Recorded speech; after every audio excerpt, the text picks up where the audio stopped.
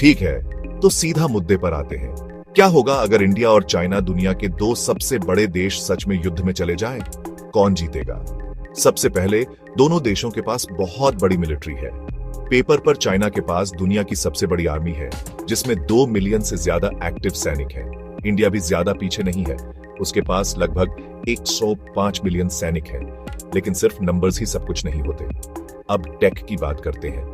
Fighter jets, drones, hypersonic missiles, cyber warfare, सब कुछ।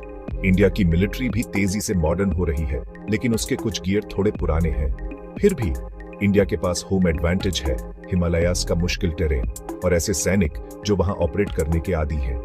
2020 के बॉर्डर क्लैश को याद है? उसने दिखाया था कि माउंटेन वॉरफेयर कितना ब्रूटल और अनप्रिडिक्टेबल हो सकता है।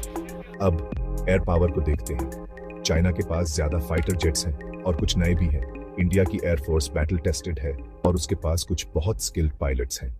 प्लस इंडिया के पास बॉर्डर के करीब एयर बेसिस का एडवांटेज है, जबकि चाइना को एक्शन तक पहुंचने के लिए कुछ ट्रिकी पहाड़ों को पार करना होगा। समुद्र में यहाँ चीजें दिलचस्प हो जाती हैं। चाइना की नेवी बहुत बड़ी है, लेकिन लड़ाई ज्यादातर इंडियन ओशन में होगी, जो इंडिया का बैकयार्ड है। इंडिया चाइनीज शिपिंग रूट्स को काट सकता है, जो एक बहुत बड़ी बात है, क्योंकि चाइना सी ट्रेड पर निर्भर करता है और न्यूक्स दोनों के पास है। लेकिन सच कहें तो न्यूक्लियर वॉर का मतलब है सब हारेंगे। तो अभी के लिए कन्वेंशनल वॉरफेयर पर ही टिके रहते हैं, लेकिन यहाँ वाइल्ड कार्ड है अलायंसेस। इंडिया के यूएस के साथ बढ़ते संबंध हैं, इंडिया के जापान के साथ बढ़ते संबंध हैं, इंडिया के ऑस्ट्रेलिया के साथ बढ़ते संबंध हैं, जबकि चाइना के पास इस रीजन में इतने करीबी मिलिट्री पार्टनर्स नहीं हैं। अगर चीजें एस्केलेट होती हैं, तो बाहर की मदद पूरा बैलेंस बदल सकती है।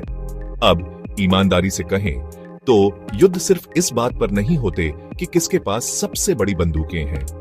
Geography, moral, logistics, global politics भी बहुत बड़ी भूमिका निभाते हैं। किसी भी पक्ष को आसान जीत नहीं मिलेगी। दरअसल ज्यादातर मिलिट्री एक्सपर्ट्स कहते हैं कि फुल स्केल वॉर दोनों इकोनॉमीज के लिए एक डिजास्टर होगा, जिसमें कोई साफ विजेता नहीं होगा। तो अगर आप एक सिंपल जवाब ढूंढ रहे हैं, कौन जीतेगा? सच तो यह है कि इस तरह के युद्ध में कोई भी सच में नहीं जीतता। दोनों देशों को जितना मिलेगा, उससे कहीं ज्यादा खोना पड़ेगा।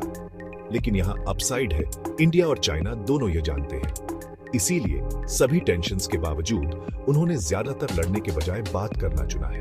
तो अगली बार जब आप इंडिया और चाइना के आमने सामने होने की हेडलाइंस देखें, तो याद रखें यह कॉम्प्लिकेटेड है, और यह शायद एक अच्छी बात है। मिलिट्री स्ट्रेंथ के अलावा भी बहुत कुछ है। ट्रेड रिलेशनशिप्स, इकोनॉमिक डिपेंडेंसीज, सब कुछ कनेक्टेड है। पूरे रीजन की स्टेबिलिटी स्टेक पर है। दोनों देश टेक्नोलॉजी में कंपीट कर